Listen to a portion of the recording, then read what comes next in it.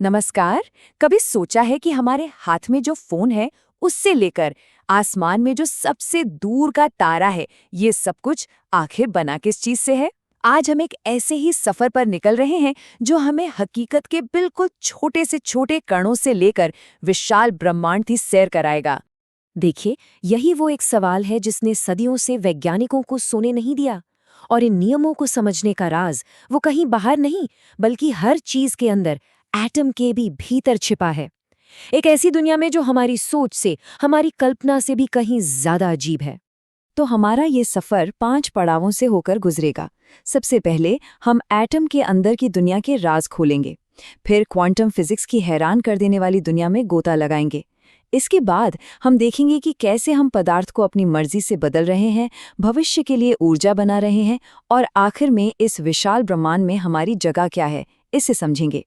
तो चलिए शुरू करते हैं हमारा पहला पड़ाव, उपपरमाण्विक दुनिया, मतलब वो दुनिया जहां हकीकत के असली बिल्डिंग ब्लॉक्स छिपे हुए हैं। अच्छा, ये तो हम सब जानते हैं कि हर चीज मॉलिक्यूल्स और एटम से बनी है। पर क्या होता है जब हम और अंदर झांकते हैं, मतलब और भी ज्यादा गहराई में, एटम के अंदर? वहां एक पूरी की पूरी अलग ही दुनिया है जो बहुत ही अजीब और कमाल के कणों से भरी हुई है। और ये है उन कणों का परिवार जिसे स्टैंडर्ड मॉडल कहते हैं। इसे आप फिजिक्स की पीरियोडिक टेबल समझ सकते हैं।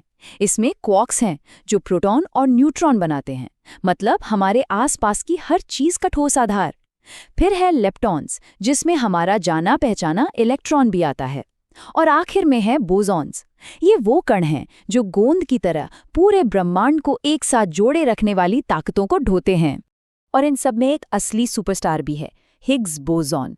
आपने इसका नाम गॉड पार्टिकल के तौर पर जरूर सुना होगा। इसके बिना पता है क्या होता? ब्रह्मांड सिर्फ एनर्जी का एक सूप होता जिसमें न कोई आकार होता न कोई वजूद। ये कण ही बाकी सब कणों को वजन यानी मास देता है। इसकी खोज वाकई एक बहुत बड़ी कामयाबी थी। और फिर आते हैं न्यूट्रिनो, ब्रह्मांड के भूत। इन छोटे छोटे कणों की खासियत ये है कि ये लगभग किसी भी चीज से टकराते नहीं हैं। इसका मतलब है कि ये अरबों किलोमीटर का सफर किसी तारे के दिल से निकलकर सीधे हमारे डिटेक्टर्स तक बिना रुके तय कर सकते हैं। ये हमें दूर दराज की घटनाओं की सीधी खबर देते हैं। तो अब जब हम इस छोटी सी दुनिया के किरदारों से मिल चुके हैं, तो चलिए अब उन नियमों को देखते हैं जिनके हिसाब से ये सब खेलते हैं। और हाँ, एक चेतावनी, यहाँ से चीजें थोड़ी बल्कि बहुत अजीब होने वाली हैं। तो क्वांटम दुनिया में आपका स्वागत है। यहीं से कहानी भविष्य की तरफ मुड़ जाती है। देखिए, हमारे कंप्यूटर्स बिट्स का इस्तेमाल करते हैं जो या तो 0 होते हैं या 1, सिंपल। लेकिन क्वांटम कंप्यूटर्स क्यूबिट्स का इस्तेमाल करते हैं जो एक ही समय में 0 भी हो सकते हैं, 1 भी हो सकते हैं और दोनों भी हो सकते हैं।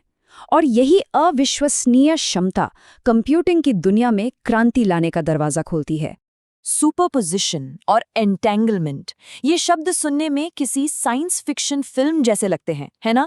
पर सच तो ये है कि यही वो टेक्नोलॉजी की नींव है जो हमारी दुनिया को बदलने वाली हैं। इनसे ऐसा एन्क्रिप्शन बन सकता है जिसे कोई तोड़ ना सके, और ऐसी दवाइयां डिजाइन हो सकती हैं जो आज बनाना नामुमकिन है। तो हम इन अनोखे नियमों के ज्ञान के साथ आखिर कर क्या सकते हैं? खैर, हम प्रकृति के सबसे छोटे बिल्डिंग ब्लॉक्स के साथ खेलना शुरू कर सकते हैं। इसे कहते हैं नैनो स्केल पर इंजीनियरिंग। 1 मिनट के लिए सोचिए, जब आप चीनी को पीस कर पाउडर बनाते हैं तो क्या होता है? उसका सरफेस एरिया बढ़ जाता है और वो तेजी से घुल जाती है। बस नैनो टेक्नोलॉजी में भी यही सिद्धांत काम करता है, लेकिन बहुत ही छोटे लेवल पर। इस अविश्वसनीय छोटे पैमाने पर जानी पहचानी चीजें भी एकदम नए और हैरान कर देने वाले गुण दिखाने लगती हैं। और इन्हीं नए गुणों की वजह से ग्राफीन जैसे चमत्कारी पदार्थ बने हैं। सोचिए, एक ऐसा पदार्थ जो स्टील से 200 गुना ज्यादा मजबूत है लेकिन लगभग वजनहीन। मेडिकल साइंस से लेकर खेती तक नैनो टेक्नोलॉजी पहले से ही हमारी दुनिया को बेहतर बना रही है। अब चलिए बात करते हैं हमारी सबसे बड़ी चुनौतियों में से एक की, ऊर्जा। एटम की हमारी समझ सिर्फ हकीकत को समझने में ही मदद नहीं करती, बल्कि ये हमारे ग्रह को एक सस्टेनेबल भविष्य देने की चाबी भी हो सकती है। ये स्लाइड परमाणु ऊर्जा के 2 चेहरों को दिखाती है। एक है फिजन यानी विखंडन, जिसे हम आज इस्तेमाल करते हैं। ये शक्तिशाली है, लेकिन इसके साथ अपनी दिक्कतें हैं। लेकिन दूसरा है फ्यूजन यानी संलयन। ये वही प्रक्रिया है जो सूरज को रोशन करती है। ये ऊर्जा का पवित्र ग्रेल है, मतलब लगभग असीमित साफ ऊर्जा, और हम इसे धरती पर बनाने के बहुत करीब पहुंच चुके हैं। और इस दौड़ में भारत के पास एक बहुत ही महत्वाकांक्षी और दूरदर्शी योजना है। ये एक 3 चरणीय कार्यक्रम है जिसे देश के अपने संसाधनों का इस्तेमाल करने के लिए बनाया गया है। इसका अंतिम लक्ष्य है थोरियम के विशाल भंडार का उपयोग करके ऊर्जा के मामले में आत्मनिर्भर बनना। अब तक हमने सबसे छोटी चीजों पर ध्यान दिया, पर अब अपनी सीट बेल्ट बांध लीजिए, क्योंकि हम एक आखिरी छलांग लगाने वाले हैं, सीधे ब्रह्मांड की विशालता में। आसमान में चमकने वाली हर रोशनी की कहानी होती है। एक तारे का जीवन धूल और गैस के एक विशाल बादल के रूप में शुरू होता है। फिर गुरुत्वाकर्षण की वजह से वो जल उठता है। ये लाखों या अरबों साल तक चमकता है और फिर अपने आकार के हिसाब से या तो एक शांत सफ़ेद बौने तारे के रूप में फीका पड़ जाता है, या फिर एक शानदार सुपरनोवा विस्फोट में फट जाता है। एक ऐसा धमाका जो नए सितारों और ग्रहों के लिए बीज बोता है। लेकिन यहाँ एक चौंकाने वाला सच है। हम जो कुछ भी देख सकते हैं, हर तारा, हर गैलेक्सी, वो पूरे ब्रह्मांड का सिर्फ 5% है। जी हाँ, सिर्फ 5%। बाकी का हिस्सा डार्क मैटर और डार्क एनर्जी नाम के रहस्यमयी अदृश्य पदार्थों से बना है।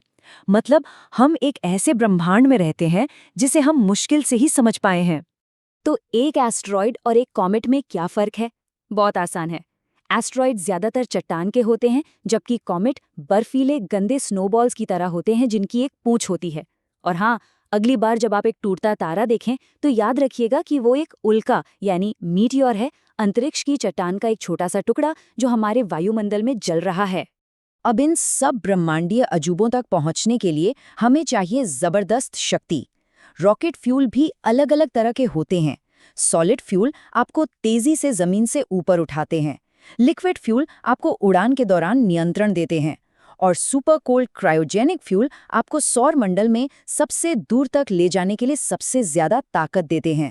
तो आगे क्या है, भविष्य क्या है? ये विज्ञान की वो महान सीमाएं हैं जिन पर दुनिया भर में काम हो रहा है। धरती पर एक सूरज बनाना, एक ऐसा कंप्यूटर बनाना जो नामुमकिन समस्याओं को हल कर सके, और ब्रह्मांड के सबसे बड़े रहस्यों का पता लगाना।